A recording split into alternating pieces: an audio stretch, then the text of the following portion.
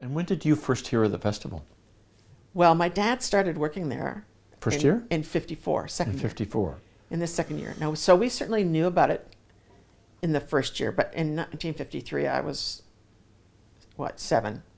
So little Nora went, oh yeah, they're putting up a big tent in the park. What are they doing in the big tent? Yeah. I mean that? That kind of, yes, absolutely.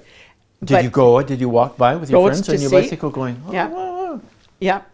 There are all kinds of photographs of that kind, of kids, sitting in the bleachers, watching the stage. Did you sit on the bleachers when they were pouring the concrete? Yeah. What was it like? Well, it was unbelievable. Like it was kind of weird.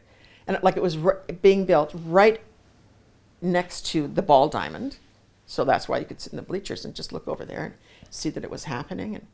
And at one point, I think they needed some extra money because the tent itself was coming from Chicago.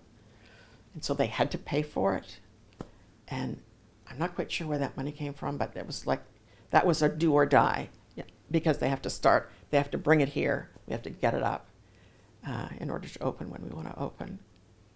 And did you go near it in the first 6 weeks of its run? I really don't know. You don't remember? I don't remember. My sister, who's 6 years older than I, she remembers going in the first year. In the first season? Yeah, but I don't remember that.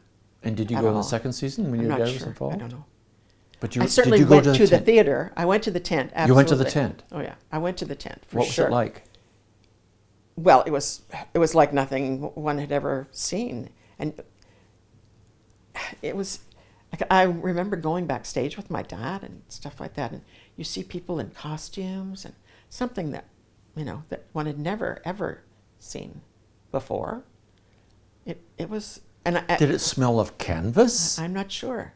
I don't remember really that much about it. It wasn't until I was a bit older, I think when I was a teenager, then... The theater was built, the structure was built in 57, right? 57? The building, yes. The building was built in 57. Yeah, yes, but it was built on the same site. It's the same amphitheater. And did you ever see a performance in the tent? That I don't know. I don't think so. So you must not have, otherwise you so. would have remembered. Well, I think so. No, I don't think I did.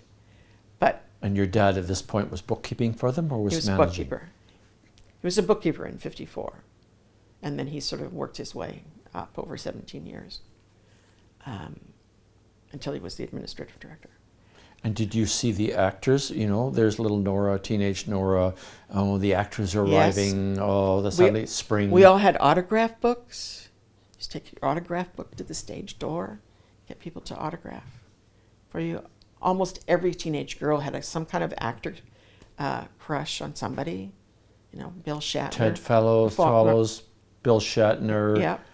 Lloyd Bachner. Lloyd Bachner just lived down the street. My sister sometimes babysat Lloyd Bachner's kids.